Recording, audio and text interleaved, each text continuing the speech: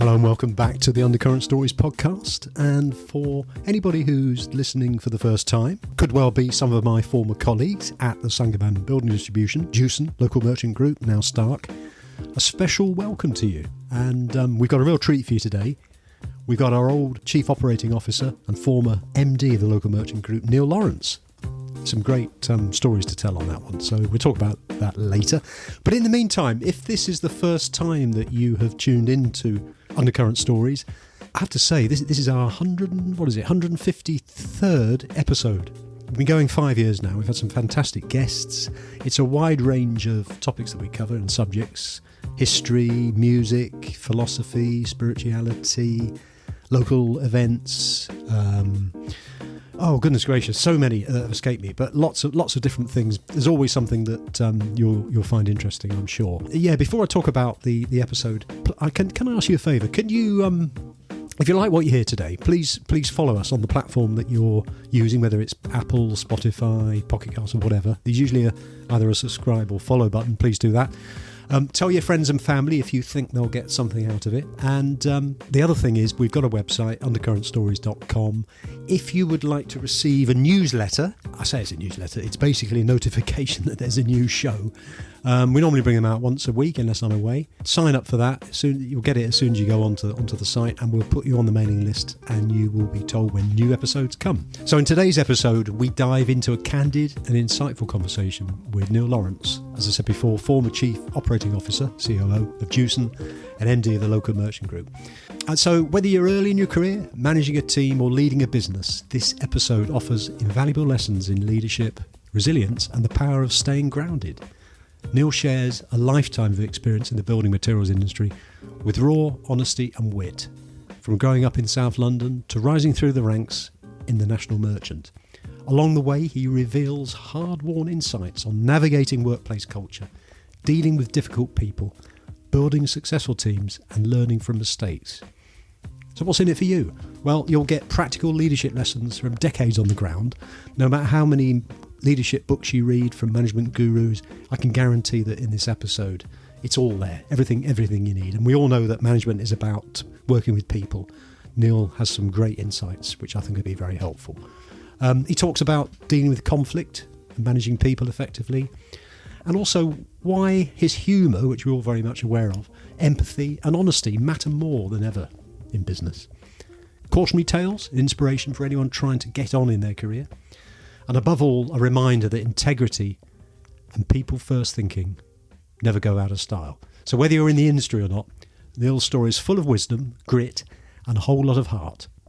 So grab a coffee, hit play, and get ready to learn from one of the most respected voices in the merchanting world. I hope you enjoy the episode. Hello and welcome to Undercurrent Stories, Neil. Hello, Bob. Lovely to see you again. Yeah, it's great to have you on. Thanks ever so much for coming on the show. I guess the last time we spoke would have been when we were both at Jewson, so we're talking a few years ago now. Yeah. Well, I've been gone, 18 months, roughly retired, so I was backing out. I'm not sure when you finished, but yeah, so it was a while. Yeah, it was 2022. Okay, so you went a little bit before me. I'm nearly 3 years now. But I was really looking forward to the conversation, Neil. And just for listeners' benefit, Neil was the MD and COO of Jewson, who are the leading UK timber and builders merchants. And Gibbs and Dandy. And Gibbs and Dandy. And the place on Jersey and the place on Northern Ireland. And so don't forget Corey's and Normans and DHS, because they all get very precious if you don't mention them. Many other brands. So, so it was Sangaban Builders, Sangaban's merchanting. Yeah. Who I think I would suggest they're still the leading UK timber and builders merchants. Yeah, they're not quite as leading as when I was there, but of course, and less so with me leaving as well. Exactly, but now Stark, the Danish company that owns us. As I say, I was really looking forward to this meeting, this discussion, because this is the first time that we can have a chat, and you're not going to be asking me to sell more timber, to buy better, to get more customers in the branches. So it's not the same sort of pressure, Neil. No, it's nice, isn't it? It is. It's and very similar, really. But anyway, yeah. Yeah. So before we talk about your career, which is really interesting, and I think it'd be great for listeners, particularly those that are sort of in the throes of their career. I'd like to know a little bit more about you, Neil. Can you just tell us about yourself, growing up, where you grew up, before you got into merchanting? Yeah, so I was born in South London, Kennington, in a South London council house. And so, as is very popular now, it's quite funny really, because people try and, if you take like senior politicians, they try and make out that they're working class, but we came from a working class, proud family. There was five of us, five lads, mum and dad, and yeah, grew up there. I got into so that was South London. I met my wife, Sue, which when we were 14, got married at 19 and moved down to Cornwall, which was a bit strange, but that was a wish, and that was interesting. And that was when we went down to Cornwall. There was no street lights or anything, so it was quite savage. My dad thought I'd gone to the end of the world. And how did I get into merchanting? A mate of mine from school rang me up one day and said he'd got a job with a company called Giftgo in Bermondsey. And they were part of Nichols and Clark, who are still going. And he rang me and he said they're looking for someone to work on a castings department. And so I went and got the job, and that was it. I think I was earning, first wage was £20 a week. And what were you doing there, Neil? I was on the phones. It was an office. We used to sell over the phones more. Occasionally see a customer, and then the loading was all done downstairs. And I was on the drainage and castings department. We had two MDs, Alan Smith and Jack Polson. Jack was manic. I mean, he was bundles of energy. He used to come bounding out of his office. He was really into the sanitary ware department, which was the biggest department, and I ended up working with a guy there, and I ended up running that. So I was the youngest supervisor they ever had of a department. So yeah, that was my blooding down at Bermondsey. Yeah, That's where you cut your teeth. that's where I cut. That's where I learned, and then I joined. Sue and I wanted to, like I say, we had this ambition to move to Cornwall. I think you sort of make your own luck. We decided, she used to work in a bank, Lloyd's Bank. She moved to a different part of the bank. I moved to UBM because we were a national merchant, because we wanted to try and move down to Cornwall. And, I mean, we were daft in those days, 19. We thought, well, if we get to Bristol, then we'll make it the rest of the way. And it's stupid. Like, just as well be in London as be in Bristol if you're trying to get to Cornwall. But as was unbelievable, when we were eventually ready to go, when we got married, she put in for a transfer and got it to the trust division in Truro, and I put in that they needed someone in the showroom in UBM in Truro, and that was it. That's how I ended up down in Cornwall. That's quite a transition from South London down to Cornwall. It must have been nice. Was it almost like being on holiday down there? No, not really. It was. I mean, I try and tell my kids now that was the time when we had our rough bit. Rough bit. Yeah, we were young and starting out. We never had. We hardly had any money to play with.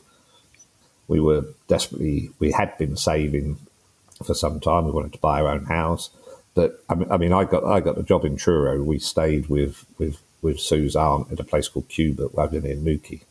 You couldn't even get a bus into the place to be on time. So the first thing I had to do was say to the manager, look, I'm really grateful for the job, but I can't get here till 9 o'clock.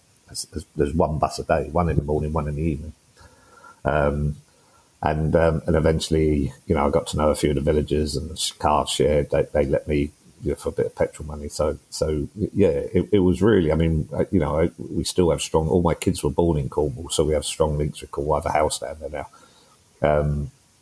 But when you go down there now, I mean, my kids. I mean, we stayed in a winterlet that was bloody freezing, like on a farm, and we used to use the second. We used to have a bedroom and a second box room, which the box room we used as a fridge. it was so cold. Like, you know, I mean, it was so that was our 6 months of hard labour, and then we eventually managed to buy a house down there, and off we went. You know, And what role were you doing in Truro? I was in the showroom, so I used to be in the showroom at UBM. And it was interesting. One of the things that fascinated me, and I have no idea, you know, I'd love to ask this guy, but yeah. So at the UBM, I was in a UBM showroom in Kennington Lane, and that was fine. Like, you know, it's a little showroom. We used to see some quite.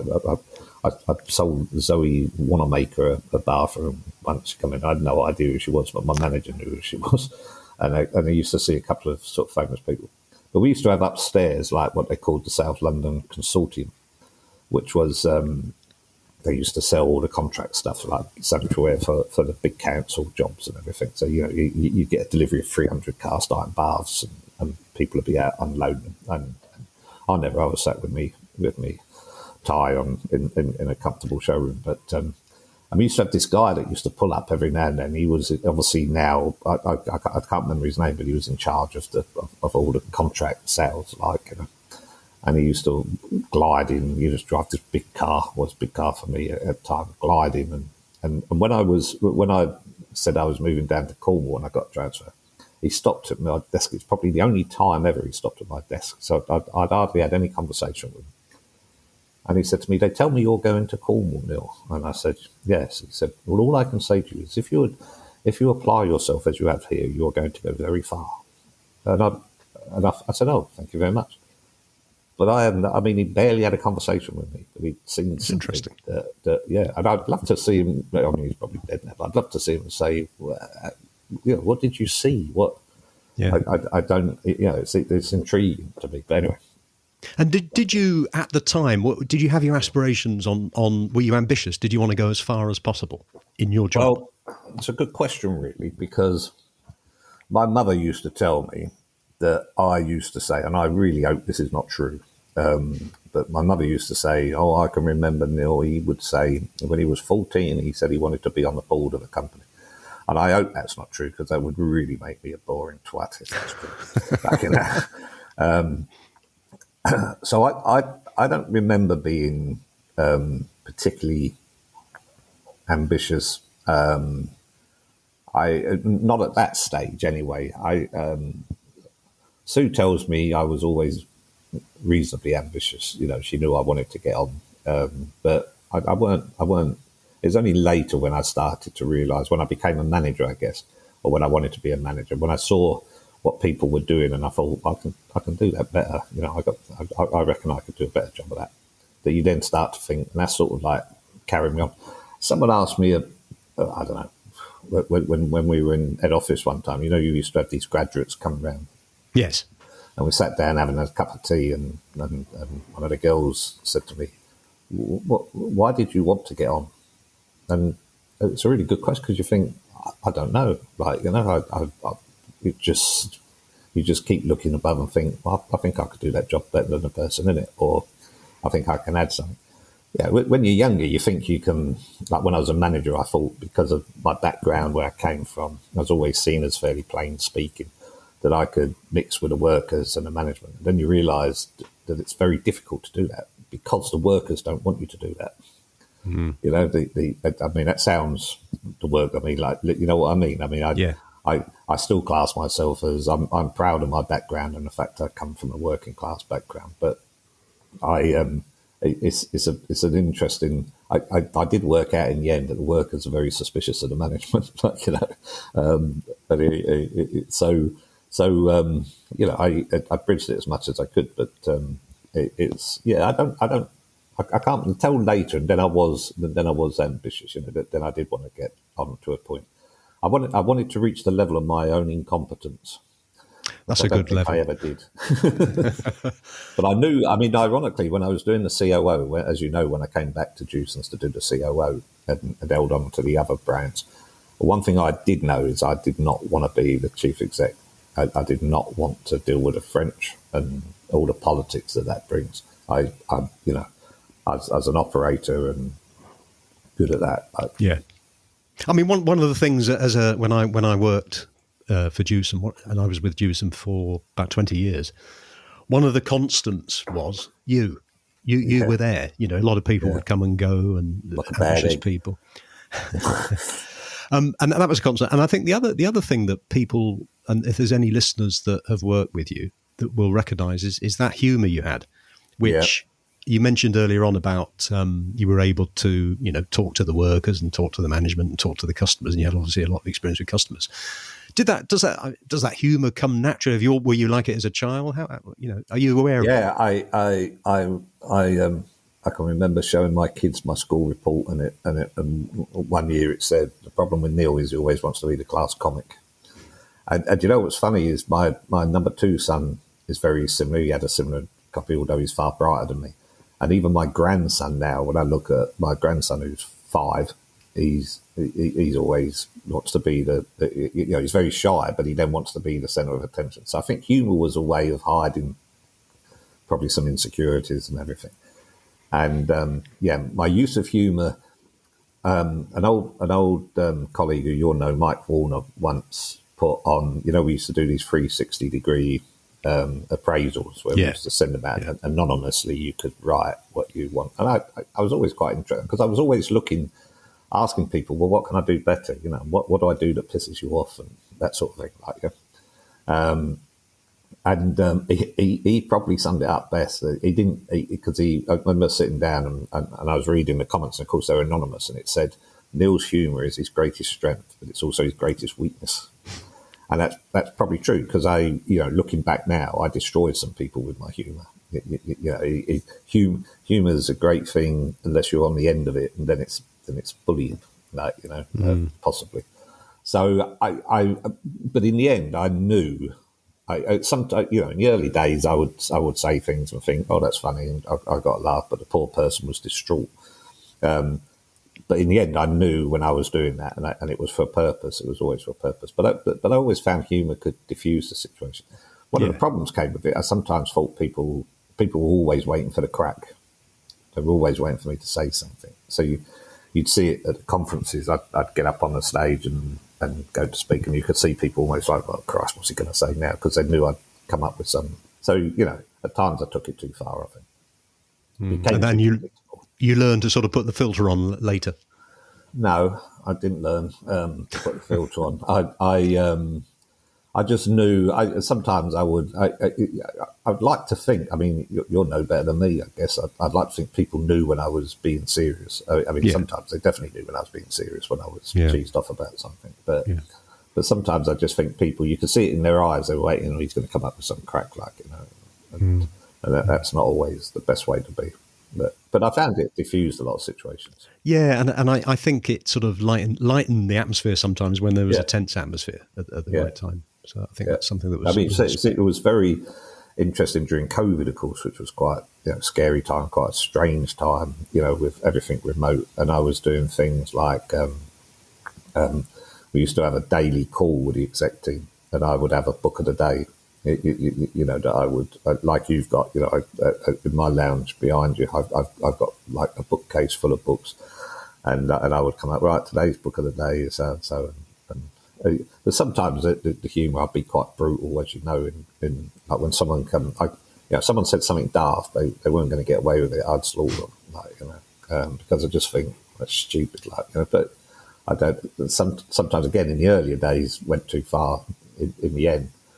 It was just the way I was, Were you ever reprimanded for it?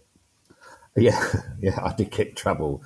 Well, a couple of times. I had a phone call from the HR one time, and I'm not sure I should say exactly what I said, but when we was COVID, because like I say, it was a scary time. So you're trying to motivate the troops, and I used to do a daily call with the RDs, and I said to them, look, you got to pick the best out of what's going on in COVID, and I said the good thing is this disease is killing so certain groups of people, and I think one of them probably repeated it somewhere, and then someone came back and said, well, the bosses said it's killing and the HR rang me and said, did you say something? And they got it slightly wrong, so I said I never mentioned it.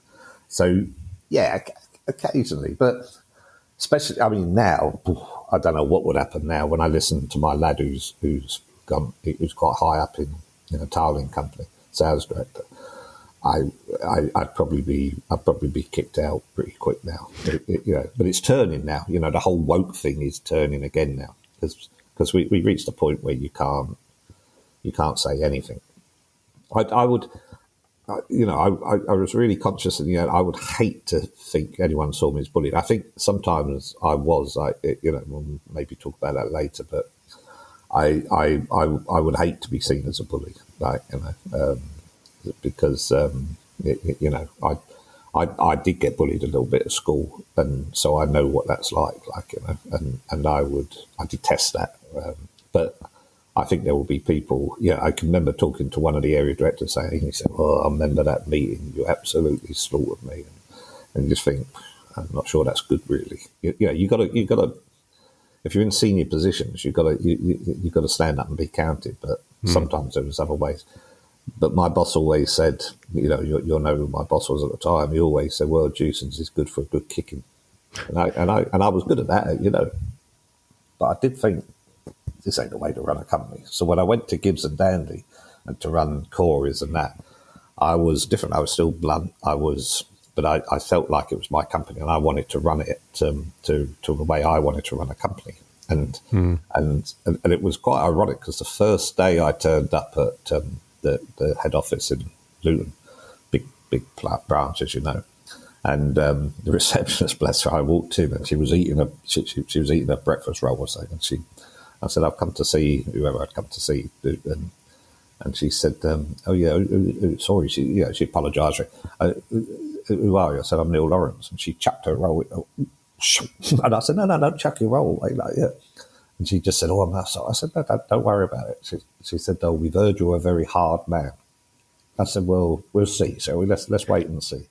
So my reputation actually then did me good, because I didn't have to play the hard man. People knew I was. You can't be soft and cuddly in operations. You've got to have a bit about you. But the ironic thing is, when she retired, she wrote me a lovely note saying, "You're the best boss I've ever had, and I really wish I was 20 years younger." So that means a lot, doesn't it? That means a lot. I through my management career, I was very much aware that you couldn't be a softie or a nice chap all the time. But on the other hand, you don't want to go the other way. So I think for anybody, it's a very hard path to tread. It's a fine line, isn't it? How did you see it from where you were sat? From you? Yeah. Looking at you. I wouldn't say that I regarded you as a bully, but I regarded you as pretty plain speaking. Yeah. You had the humour, but you wouldn't cross. I wouldn't cross with you, because I think above that you had the speed of mind and wit to come back at somebody if they said something wrong. But I didn't regard you as a bully. I did know that certain people might have thought that, perhaps, but I never experienced it myself.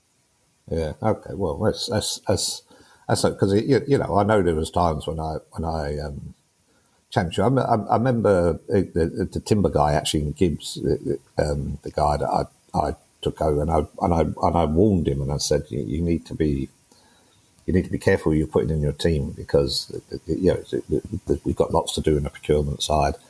And he insisted on putting this guy in who I actually quite liked, but I knew he was going to be exposed. And he had a torrid meeting with me one time and packed up the next day. And I said to the guy, I said, you've exposed this lad. He's never going to get on that. Yeah. So I think it has to be a challenging environment, and but as long as you're doing it for the right reasons, I never did it to score points, and I did see people do that sometimes, But if I thought someone was not right, I would I'd have to say something. When I was at Giftco, I had.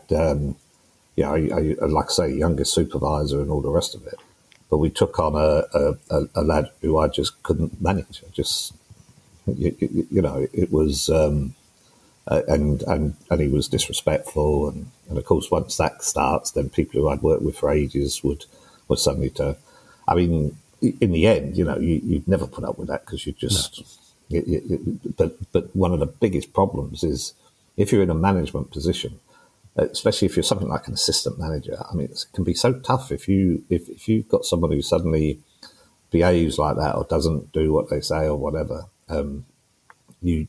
Because you haven't got the ultimate power to do anything.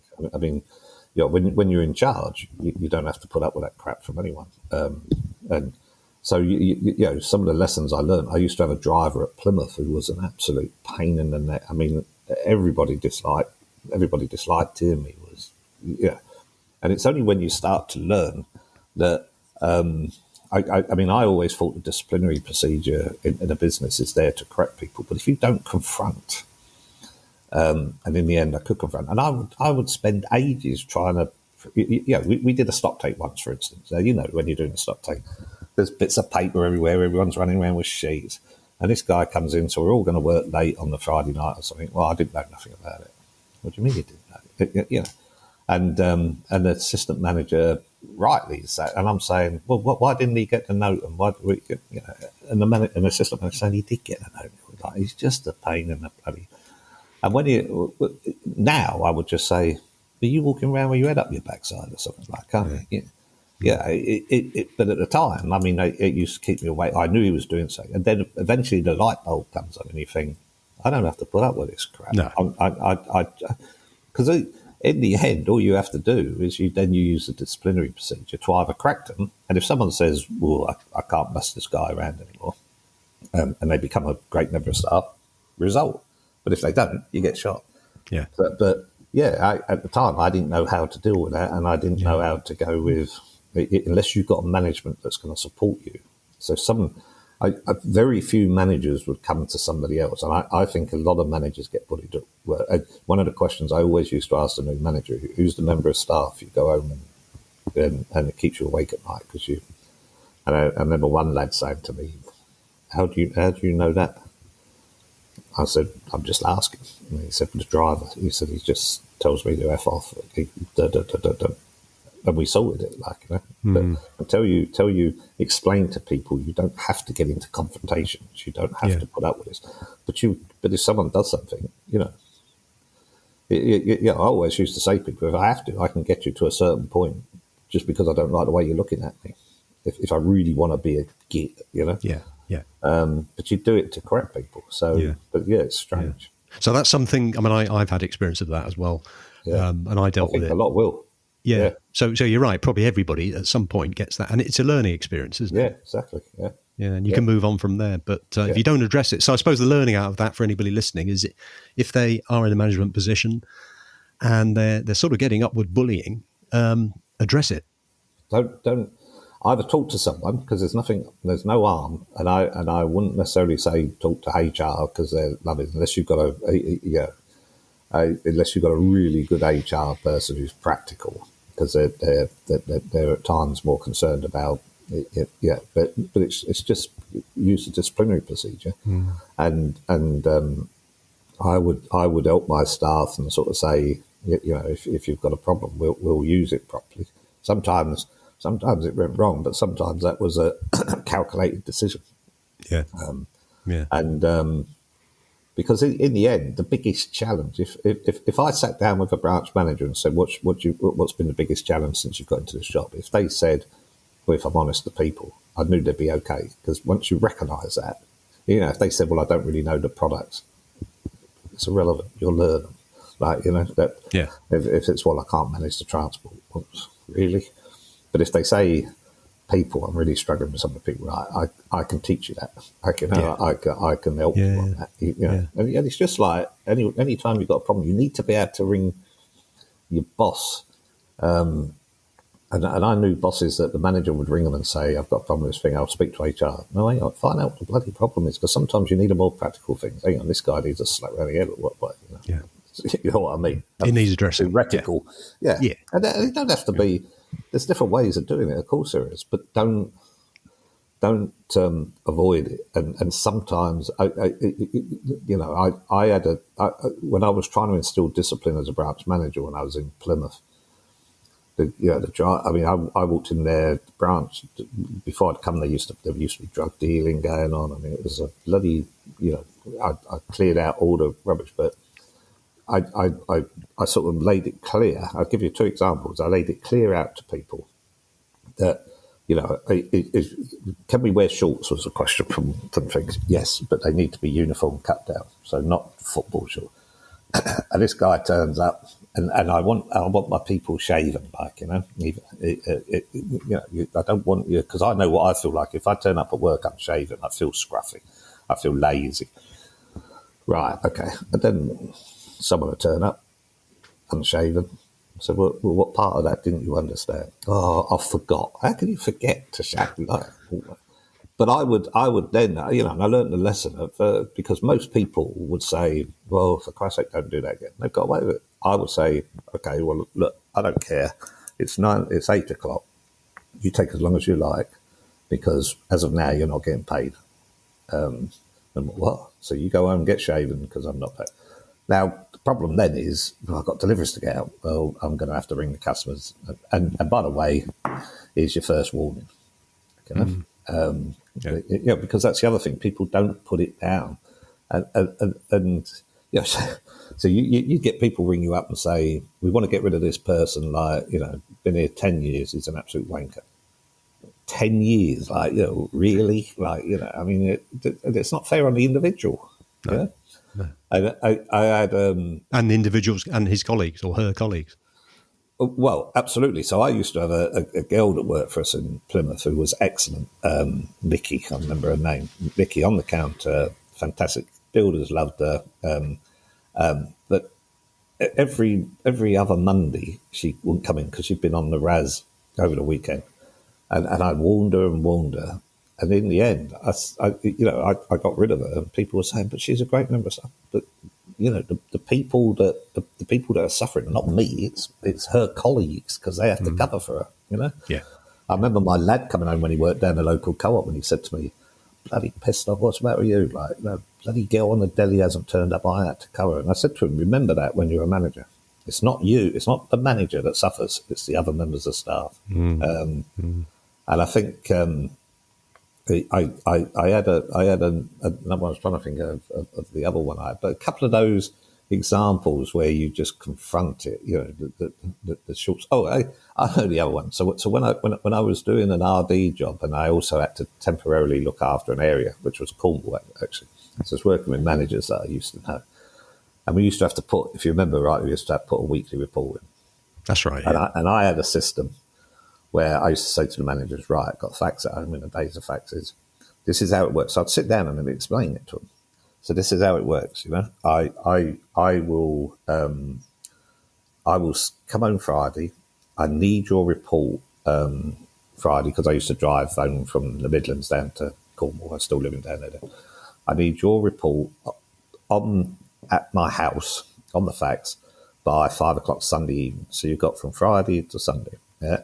And the reason why I need that is because I will go through them all. I will pick out different bits that I can put. I'd have up all your forecasts. I will then send it to my PA on a Sunday night. Monday she comes in deliberately an hour earlier. And Bindley could never understand, like our head office could never understand, how come you always get yours in hours before everyone else? So we got a system, we got a system. Yeah. So when we got a new one, and I get there one time and I'm going through them all, it's one missing, manager I've known for years and years and years, who I didn't particularly rate, I must admit. But anyway, and that's it. Now the system's crumbled. I can't finish it. So I rung him 7 o'clock at night on a Sunday, and his missus answered. I said, "Is he there, Brian? There?" Yep. So he comes on the phone. "Oh, I do." Like, of course, you're thinking, "Okay." I said, "I haven't got your report." "Oh shit! I forgot. I'm sorry, I forgot." He said, "I'll do it first thing tomorrow." I said, "No, you won't." I said, "I told you what the system is." I said, "You've already held me up." I said, "You either do it now, and you can go in, but it's at the branch.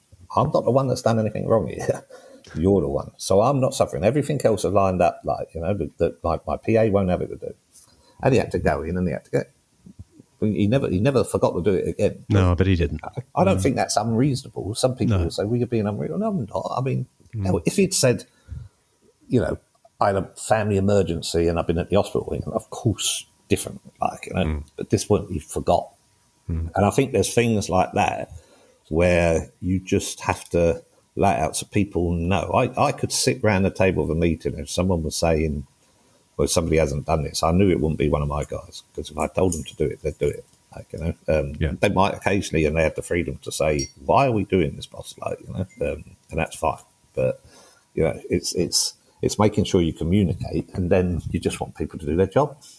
I remember us getting rid of, remember when we opened the platform, the big sheds in the urban areas, a bit like Selco's and Home Depots in whatever, but, and we had one, and of course the urban, you know, I think it was, anyway, wherever, but there was a large Asian population, and the guy that was running it was Asian, and of course he was very proud. He was the manager, and all the family came to see, as they do in that culture, and he gave the head of the family a gift from the stock. I can't remember what it was. Nothing too bad. We fired him for him. Just saying, he hasn't nicked it. He probably should have followed a different procedure. But for God's sake, that's totally over the top. So I think you've got to have a judgment. But you have, you know, and sometimes, I mean, it used to drive me insane, and I used to absolutely push back when people say to me, "Well, HR have told me." HR don't run the company. This is one of the problems we got in the world today, especially in the Western world. HR runs too much of the HR departments, and therefore the diversity and the woke departments run too much, and therefore sometimes, you know, people do things, and sometimes people are just going through a bloody time where, you know, if someone turns up to work and they're drunk one day, what are you going to do? Fire them, or are you going to help them? You know, that's the problem. Like, you know. We had a fire at one of the branches, bad fire at Bideford, if you remember, and I had to fire the guy. The board wanted me to fire the manager, and I said, "The manager's done nothing wrong." The manager explicitly told the staff not to do what this guy did. He lit a pallet fire. I had to fire the member of staff because health and safety would have demanded, and he made it could have been catastrophic. It could have been people dying and all sorts. And I had a customer ring me up saying to me, "I can't believe you got rid of so-and-so. He's a great member of staff." And the customer, let's just say I was very robust with his customer, because I weren't feeling great myself. But what the customer didn't know was that I had also found this guy a job in another merchant, because I knew he'd made a stupid mistake. He knew I had to fire him. Yeah. But I found him a job in RGB. Like, right. You know? But I said to the customer, "You wouldn't be ringing me up if 8 people were dead, would you?"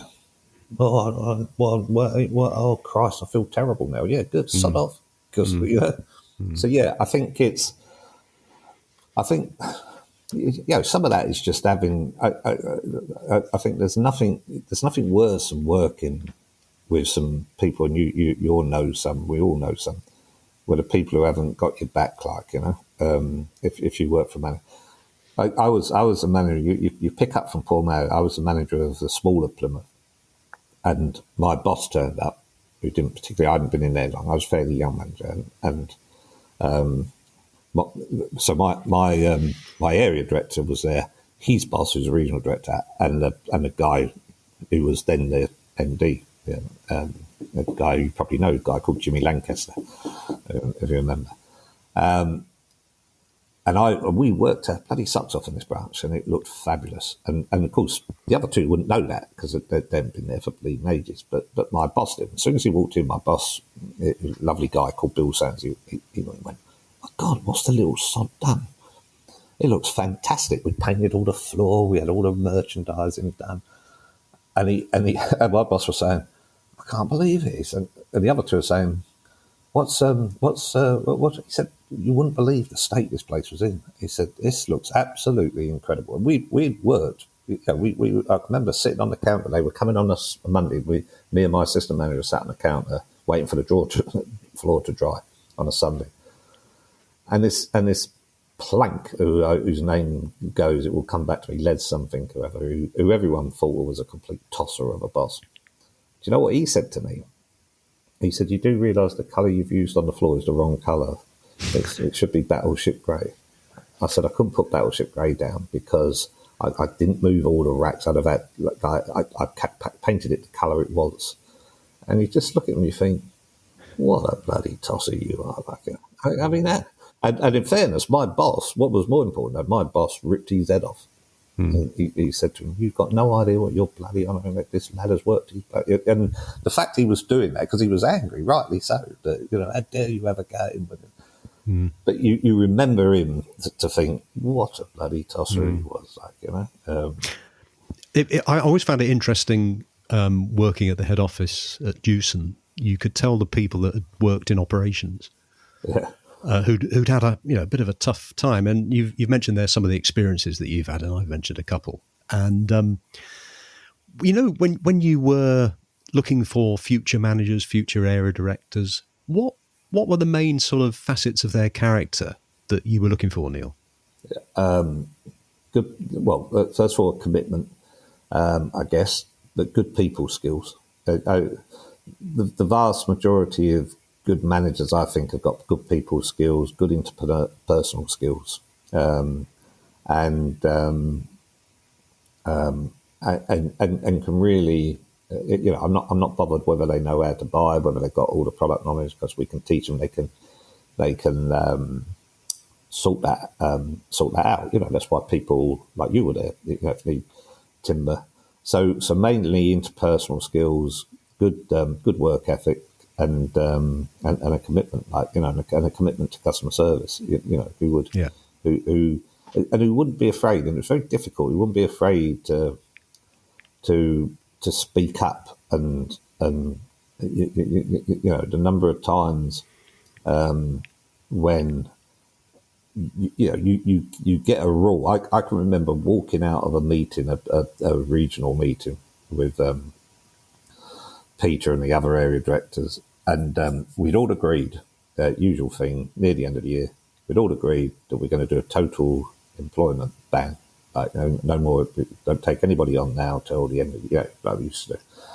And I literally got in the car to drive home, and one of my managers rang me and they said, got great news, the guy we've been chasing for ages wants to come on board. You just think, oh, for God's sake, mate. And you think, oh my God. And now I would argue 95% of the population say you can't do that. So you're missing an opportunity, a big opportunity. And I said, leave it with me for a minute. And I rang Peter and I said to him, Pete, we've got this. I know what we've just said. Now, Peter had trusted me, but, and he was like, God, blimey, we've just agreed to bleeding. I know, but we've been chasing this guy for 6 months. And he said, yeah, you're right, do it. He said, just don't tell anyone. So we did it. But I'm telling you, same as I know, that the vast majority of people would have walked away from that situation. Yeah. Vast majority of people, even if they did what I did, their boss would have walked away. So Pete backed me. And I think that was, I'd tell you another quick one. I won't name who the thing was, but I hosted a visit from the boss of Saint-Gobain, Benoit, down in Luton at Gibbs, and we had a great visit. When you've had a great visit, and the guy who was with me, who was my regional director in Gibbs. And when we finished, I was sort of saying to him, well done, great visit. He said, I need to talk to you. So he said, I've been offered another job. And you think, for God's sake. Right. So he's just had a great visit with a boss from Saint-Gobain. And we were having dinner that night. So I shot back to Coventry. So, my boss was there as well, but he obviously didn't know. So I know now that this guy wants to resign. And I said to him, give me 48 hours.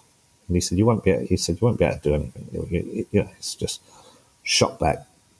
And muscled me way into everyone's thing, made sure I sat next to Benoit at dinner. And he said to me, I said, how do you think it went today? Oh, I loved it. It was fantastic. And I really love so-and-so, this guy.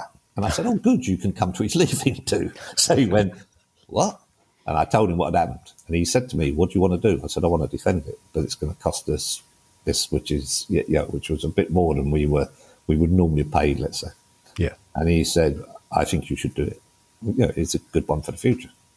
So I saw my immediate boss, Mark Rayfield, the next day, and I told him what happened. He went, for God's sake.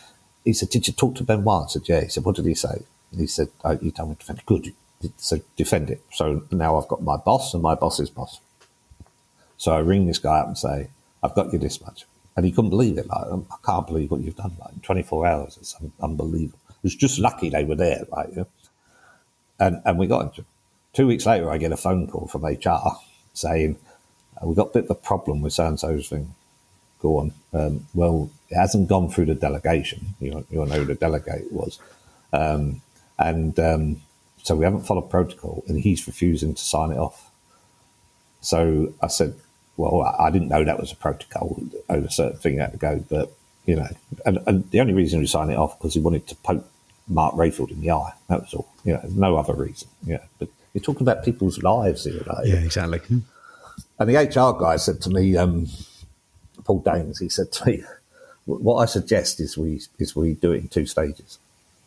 And I said, you can sod off. I've already told this lad what I'm doing. I said, if you do that, that's me done. I'm going. Oh, don't be so stupid. I said, what's the point? If I can't give someone a decision when I've got my bosses say so and my bosses' bosses say so, I said, like, my integrity's shot. I said, no, if I was him, I'd tell me to shove it up my backside. So that's me done. And in the end, I rang the head of HR for the UK, and he sorted it for me. He said, okay, yeah, we have got a bit of a bloody problem, but he sorted it. But the previous HR guy was willing to just accept it. And that's those things that drive me mad. That's why I don't think I could ever be in the civil service or anything, because I don't think you'd ever get past those things. I don't know, but do you think all your experiences as you were developing your career as a junior manager, do you think all the experiences you went through with setting processes so that they were clear from, do you think all that helped you later on when you were at board level? Yeah, and absolutely, and I tailored it. I would. You knew, when I came back, especially when I came back to Dewson's, when in the 5 years I had, which I had a fantastic time because I was properly in charge of the thing. I didn't have Indle over my shoulder, but I was different then. People. I think sorry to interrupt, but I think you came across as being, and I don't mean it in the wrong way, but more relaxed. I was more relaxed. Seemed to enjoy it more. I did enjoy it because you get to a point where you're comfortable in your own skin. You're good at what you do, and you're okay, and you're enjoying it, and you've got people in the room that are doing things for the right reason. Like so Mike Newman, whatever you want to say about Mike Newman, you knew that he was my boss in the last 5 years.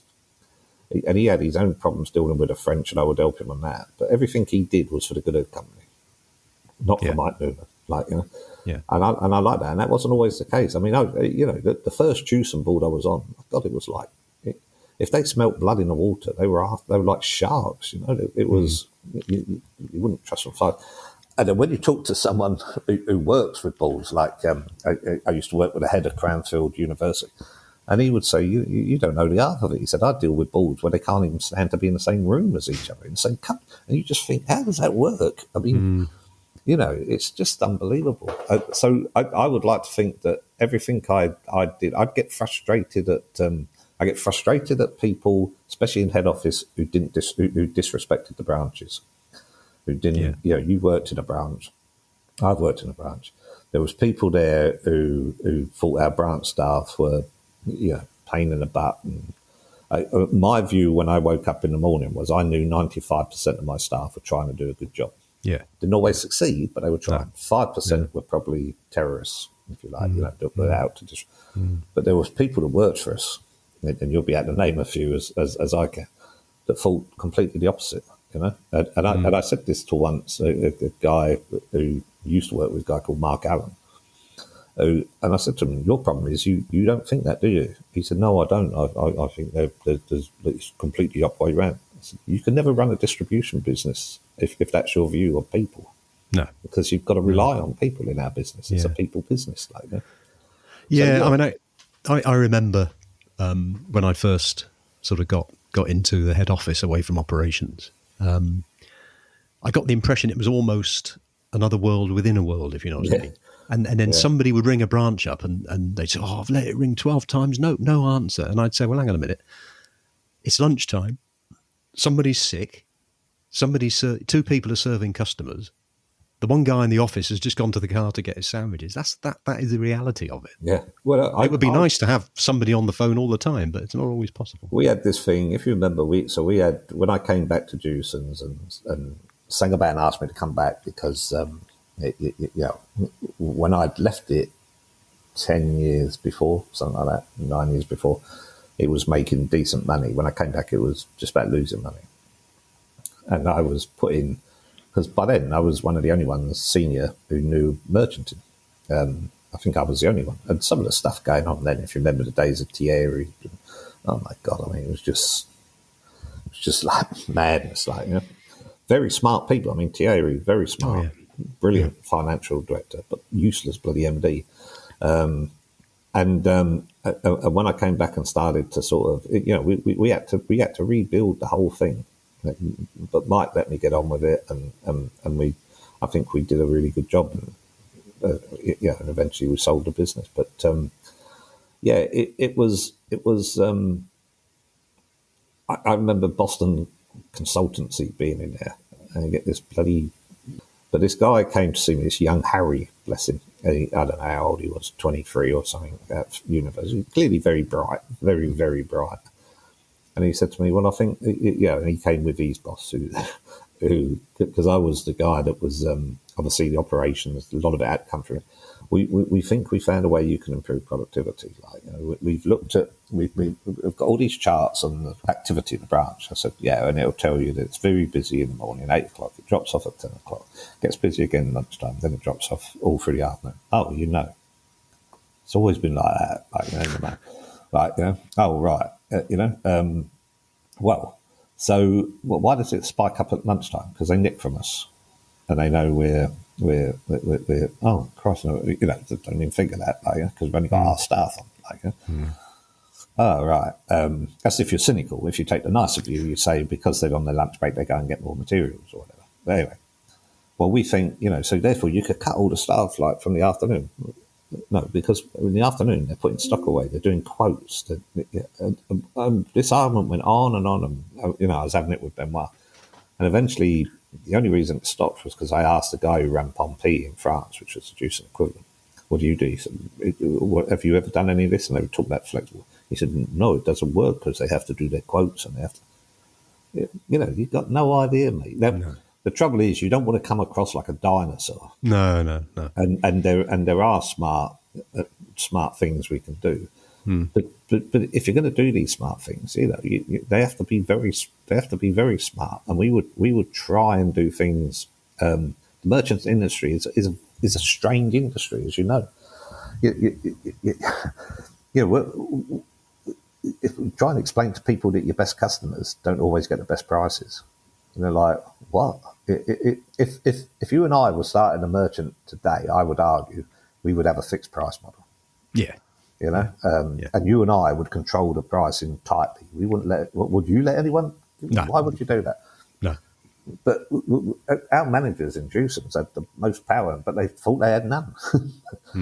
But you start from the premise of you can sell any product to any customer for any price. Well, try controlling that. I don't know who it was, and it's not me coming up with this. It's not an original one, but I always remember the best analogy was your price doesn't have to be the cheapest. But if you're playing golf, you want the ball on the green. Yes. Yeah. Well, so it could be just outside, but not in the rough, not miles out, on the green. The customers and I still have relationships with customers, that used to be customers of mine in Plymouth, and obviously now we're in Stratford, people I know in Cole. I say to them, you'll always get cheaper prices if you want to ring around, because, if a customer rings me, who I don't deal with, and they deal with my competitor, I'm going to give them a cheap price because I want their business. But eventually, you can rest assured it'll go up. And what you don't get is the service that you won't be able to pick up the phone to them like you can to me. No. But you have to not take the mick, because they're going to trust you. Yeah, exactly. And you're the one that's always making sure you've got stock of that thick MDF that nobody else keeps. Yeah, that this person wants, or you'll get it. Yeah. But I think, but merchanting, you would have seen so many people come into our industry thinking, well, the dinosaurs, and you see them in 6 months, they hit the thing, and they think, Christ, I can't get my head around this. I'll give you an example. A guy called Nigel Sibley who used to run Wolseley.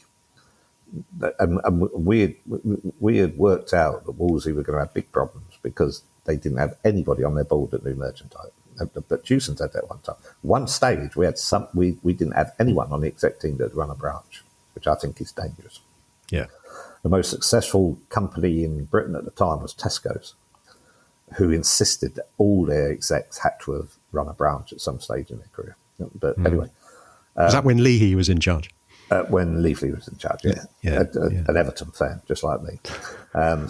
Everton? From South London? That's another story. But so I met him at a trade thing and not meant to do it. He'd done a national campaign, adverts in the Sun, selling cement, £2.50 a bag, whatever. And when I bumped in on him, I mean, you're strictly not meant to do that. I said, well, what are you doing? Are you nuts? And he said, I can't get my head around this. Now, he used to work for Mecca Bingo and Biscuit Company. I can't remember which one. He said, when I do this in my previous life, we'd sell twice the number of biscuits. And yes, because people like me will eat more biscuits. You can't use more cement. If you need 10 bags of cement on a job, you need 10 bags. You're not going to buy 20 because it goes off. Yeah. And they just don't get it. And the other thing I don't understand, they always like, when we do a special, we make less money. He's mad. But trying to get away from that, trying to get out of that is trying to, and therefore you see people, you got it with one of our competitors now, Hughes Gray, a very smart guy coming from outside. But when you talk to them and they're trying to come away from the fixed price, they want to go to a fixed price model. Good luck with that. Like trying to get people that have been in there out of the habit and the system smart enough to just, the really smart, you take something like the hotel pricing system. It's dynamic, isn't it? You know, they know when they're busy and the prices go up. Yeah. So that was always the problem as pricing has become more visible. But merchanting is a strange business, So Neil, we were in the industry for over 40 years. Yeah. So we saw a lot of changes during that time. Where do you see the future of merchanting? Oh, that's a good question. I think it will. I mean, if you look at the American market, it went to the big sheds and then it went to niche businesses. So possibly more specialists. I don't. If I'm honest, I don't know. I think there'll always be room for a good merchant, from what I can see at the moment. The things that are going to change fundamentally, because if I look back over my 40-odd years in the merchanting, what really changed? There ain't a lot. I mean, there's the fixed price sheds. There's the specialists like Howden's. We used to sell loads of kitchens. They came in and nicked our lunch tool station. So I think some of those niches, although we may have reached to a point of saturation. So I think maybe niche, but a good merchant, how does the behaviour change as the younger generation come in? Do they order? But then you see the younger generation's builders, at first they start to order on their phone, but then they want to go in and they want to touch the timber, they want to turn it, and they want to. So if I'm honest, I don't know. I'm glad I don't have to face that question anymore. I think on the timber side, we possibly see more changes, because I remember, and you'll remember, that when we used to go into timber and builders merchants, half the yard was taken up with joist sets for houses. Yes. Of course, all that now goes direct with I-joists. Well, and I think but that's what I'm saying by the specialists. But one of the things that we did, which I think was fantastic in Jewson's, was when we took 6 quite large branches and we put them into the supply chain for the large house builders. So we took a lot of that activity away from the local branches. And I think that was a great model for the 10 major house, 13, you've got 13 major house builders who want a different procurement process. So I think things like that. But I mean, the really interesting thing is because I think it shows you how strange the whole industry is. There's bits of it you can take, like plumbing has started to hive off a bit. Because if it was an easy industry to follow, you'd have someone like Amazon come in as a disruptor. But it's very difficult for them to do what we do, you know. So I don't know. It's an interesting market at the moment, especially in the UK, where it seems to me all the independents are trying to be nationals and all the nationals are trying to be independent or act locally. If you see what's happening now with the independent merchant group, you know, they're in a bit of trouble refinancing, shutting branches. Because, you know, the difference between an independent culture, I used to try and run Gibbs as an independent. It's a very different culture to Juicens, you know. Yeah. Yeah. I mean, can you just explain that to perhaps listeners who are not aware of what the difference is between an independent I mean, ironically, the best branches in a national act like an independent, because they have a manager that you trust and all the rest of it. But it's really more about putting local people in. So you know, I walk into Gibbs, and I've got managers that have been in the branch for 20 years. Now, you could argue, well, that's maybe too long, but you know, they were steeped in, you know, a bit like one of the best managers we had in Stratford, my local branch, Stratford. You walk down the street with Nick, everyone knew him. You know, everyone. Yeah. But I had the devil 70% of the branches in Juicens manager have been there less than 2 years. Don't we say it's a relationship business? And I don't know what happened, but in Gibbs, that was different. When I went in there, managers have been there a long time. That was good. But all of a sudden, somehow, I remember talking to one of them, and he's ambitious. Well, what's my next move? So, well, what would it have been if you were Gibbs? Well, I wouldn't have had any moves. So why are you asking me what your next move is? Why aren't you happy where you are? Well, yeah, but so all of a sudden, this ambition bubbles up, and they want to move around, like, you know. Yeah. And I think whilst you've got calling customers, people coming in, is there a relationship? Although then other merchants like Selco, they very successful. They don't. I think where there's communities, the behaviour is perceived more in nationals that someone's going to control you. But I used to talk to the Gibbs guys, and they'd say, we have to ring head office for product. But you only think that because you used to walk upstairs to see the director, and now he's not upstairs. He's at the end of the phone, like, you know. So I think it's very similar, but the good independents still currently have good local managers and allowed a bit of freedom, like, you know. When you look back over your career, what are you most proud of?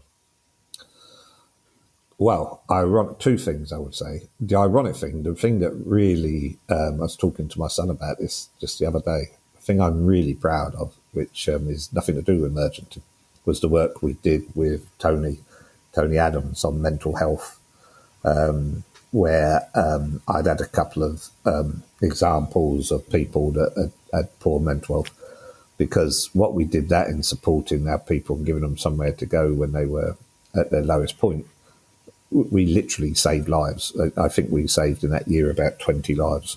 Wow. And that is what I'm very proud of, because I think it's, when you know someone that suffers like that, it's very, very difficult. To me, the only, and I used to say this when I was working, because my boss Peter Indoor was in there as long as I am. You like to think that, like you said, you're kind enough to say at the start, I was almost like known as Mr. Juicen at one point. But guess what? When you go, the waters close over and life moves on. So your only legacy, unless you're building something from the ground, like Dave Kilburn did with MKM, where you got big physical legacy. My legacy is the people I left behind. And I'm really pleased when I look at people that are now in MD roles, not just in our industry, people like Kush, who's an MD somewhere, people like Tony Taylor, who's become a CEO somewhere.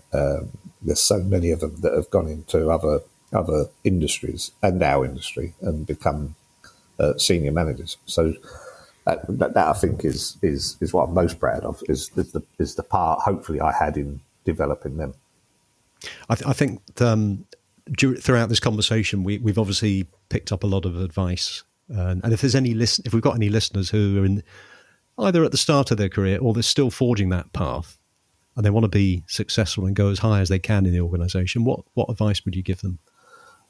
Well, first of all, I would say is shout about it, let people know, remind people that you want to get on, because otherwise you get forgotten and you can get overlooked.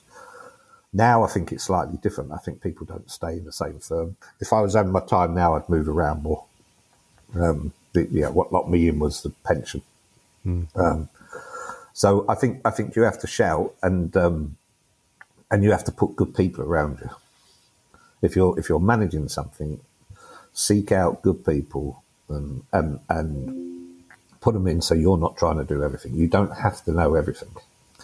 You know, I can remember when I was first an assistant manager, sat in an office, and I used to, because the guy I replaced used to sit in the sales office, so I sat in the sales office because that's what was done. So I used to be doing it with these two guys, and we used to have the tray where the orders come in, and I my specialist was showrooms and kitchens and bathrooms, and there was this order sat there for cedar. So you've been right up your street. Yeah, very much so. I had no idea, and eventually these guys said to me, I said, like, who's going to look after the cedar order? Well, can't you do it? I said, I don't know nothing about cedar. Oh, so you don't know how to do it?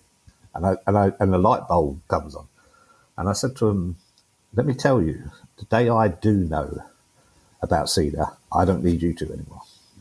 So you need to be very. And they, oh Christ, we better get on with it, because they're testing me. So you don't have to know everything. It's good if you're going to specialise, try and be a specialist in something, so you become the font. But mine was like I say, showrooms. I was the font of all knowledge on that to a degree. But good people, look after the people, treat them like you want to be treated, but don't put up with people. And if you take someone on and they turn out not to be what you thought, we have to make decisions. And the worst thing about making decisions is if you make a bad one, you don't correct it. I always thought my job was to make decisions. If I can get more right than wrong, that's all I hope. If I can get more than 50% right, then I'm doing okay. Yeah, I was going to say 80%, but if it's 50%, that's a bit easier. 50%'s a start, isn't it? I think I probably did get more than those right. But, I think the ones I didn't get right, I corrected very quickly. Yeah. So, retired 18 months ago, like me, and I know before we had that chat originally about having this conversation, both of us shared the view that we don't like the word retirement. Yeah. I don't know why, but it's a different phase. Yeah, it is, isn't it? It's a different phase of life, and you have to adjust, and you have to sort of, because it is strange, because started work at 15, you've been earning since you was 15. So you kind of like first of all think, blimey, I need to earn, and then you think, well, no, I don't. That's what the savings are for, and the pension. And I think I'm now just sitting in a nice spot, really, where I don't want to work. If someone said to me, I've got 3 months full-time work, I'd think, oh, Christ, no favours. The thought of sitting in a meeting all day, Christ, would drive me nuts. I did a little bit of work last week, funny enough, which first time I put a bloody shirt with a collar on and a jacket, and I don't want to do that too many times. But and then you get to the point where I'm reaching a point now where I think, Christ, how did I ever find time to work? Yes. So I want to do a bit of travelling, and I want to do. I went to walking football yesterday. Walking football. Oh, that sounds good. It was great. Because almost the only regret I have in life is I wish I hadn't given up football as early as I did, but my groin was shot, so I had to play. Christ, I was knackered. It was, but it was really good. And of course, you then, because the other thing you miss when you're not doing something like that is the social side. Yeah. So things like that. I picked up the saxophone again.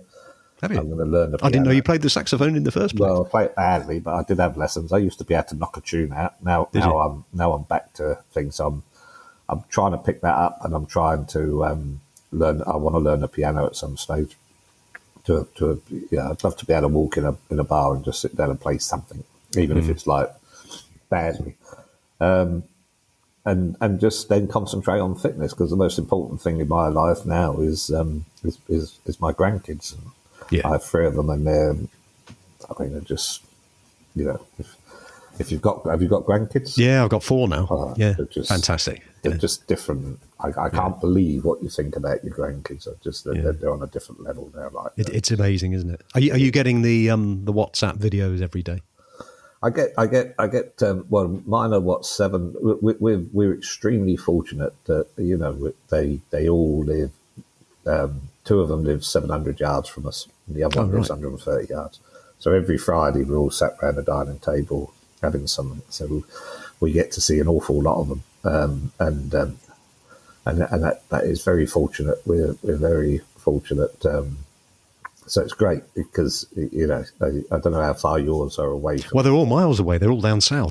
Yeah, so we will. In fact, Sue, I was talking to Sue this morning. She normally on a Thursday goes to pick up one of the grandkids and helps her in the class, and she was upset a little bit this morning because Amber had contacted her granddaughter, or her mum had contacted Amber's saying, has Nanny forgotten she's got to come to school today to see me? We can't go because we're down in London today on some freedom of speech union. So I've got a little bit involved in politics as well. But, well, I was going to ask you about that. Yeah. So tell us about the standing for reform candidate. Yeah, I mean, I guess it was a classic thing of, we all sit and moan and whatever, and I thought, well, there's no point in me sitting here moaning. I'll get off my backside and do something. So I stood and I lost by 16 votes, which was a pretty good thing. But I'm going to stay involved. I just think we need a massive shake-up in politics in this country. I think the way both the main parties, for people who are outside Britain, we have 2 main parties, and the definition of what they say, the definition of madness is to keep doing the same thing, expecting different results. Well, why do we keep tossing power between these 2? And it makes me laugh, really, because people say, well, reform, they've got nobody knows how to run a country, nor of Labour. And they're doing it at the moment. You think the Labour the cabinet we've got in the Labour Party now, not a single one of them has run a business. How scary is that? And so I think because I worry now, not so much for me, I worry for my grandkids. What the legacy is, and so we'll see. But it's quite interesting. I've been to a couple of meetings of like freedom of speech. Some of the things I think are quite sinister that's going on with that. We need to be very careful. But I think it's turning now. The American situation is very interesting with Trump. Love him or hate him, he's definitely disrupted it. So yeah, we'll see. So you're going to carry on as a candidate when there's opportunities? Maybe. I think I'd like to try and persuade one of my lads to pick it up, because the reality is I'm 66 now. I'm not sure it's a great. If I was going to do that, I should have done it 20 years ago. But there's some good youngsters that we had as candidates around the area, so maybe my role is better suited to support them. Yeah, in a sort of be the power behind the throne. That might be more interesting. Yeah, and do a bit of travelling. I'm off to South America for a month next year. Oh, lovely. And I'm off to my lad runs marathons. He's doing Chicago in October, so we're going there, and Toronto and Niagara. And my other lad wants to take up epic poetry. Which is epic poetry, which is a Serbian thing. So we're going to visit the Balkans probably in May time and find out about epic poetry. So that'll be interesting. I've got one last question, Neil. This is a bit left field, really, for the discussion that we've had. But how does somebody from South London become an Everton supporter? I went to a birthday party when I was 6, and there was 12 girls and me, and 1966. So I ended up watching the cup final with the father of the girl, and it was Everton versus Sheffield Wednesday, and Everton won, and it stuck with me ever since. And as I said to one of my old mates, who's a big Sheffield Wednesday fan, it could have been worse. Sheffield Wednesday could have won that day, and Christ, I'd have been in trouble then. So I have season tickets at Everton. I go up as often as I can. Like, trust me, it's not what do the Everton fans say? It's not you don't choose them, they choose you. But at times I wished they hadn't. But there you are. Yeah. Always hopeful. Well, it's been great talking to you today, Neil. It's been interesting to learn more about you and hear some of your insights and advice, which I'm sure will be useful for some of our listeners. My guest today has been Neil Lawrence. Neil was the former Chief Operating Officer of Jewson and the MD of the local merchant group, the leading timber and builders merchant group in the UK. Thank you for coming on the show, Neil. Thank you, Bob, for having us. It's lovely to see you again, and good luck with the podcast.